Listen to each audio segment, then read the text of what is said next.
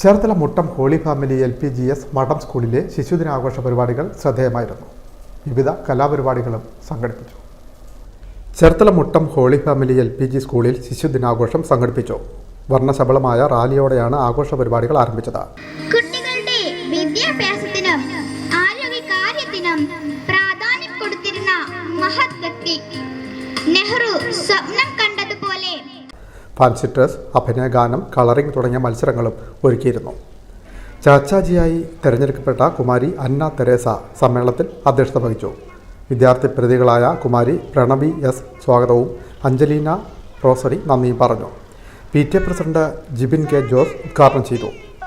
പ്രഥമാധ്യാപകൻ Benny John, senior assistant Elsamma MG, staff secretary Simi Jose എന്നിവർ സംസാരിച്ചു. MBTA president Diana Agnes വിജയികളെ ആദരിച്ചു.